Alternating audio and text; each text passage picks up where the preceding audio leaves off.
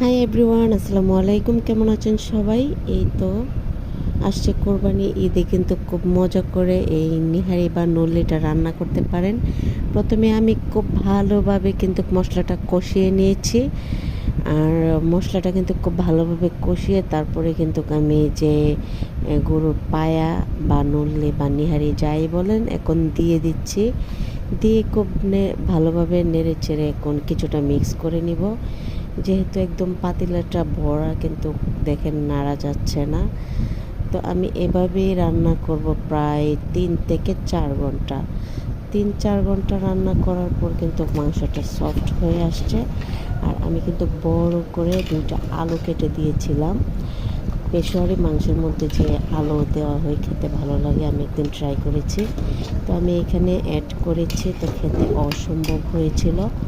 এই তো খুব সহজেই কিন্তু এই গরুর পায়া বা নল্লিটা রান্না করতে পারেন। আমি এভাবেই ডিস্কিতে করে রান্না করি। আর খুব সময় নিয়ে রান্না করলে পায়া মাংসটা খুবই সফট হয় আর খেতেও ভালো লাগে। চাইলে কিন্তু আপনারা প্রেসার কুকারেও রান্না করতে পারেন, তবে আমার কাছে পাতিলার মধ্যেই বেস্ট মনে হয়।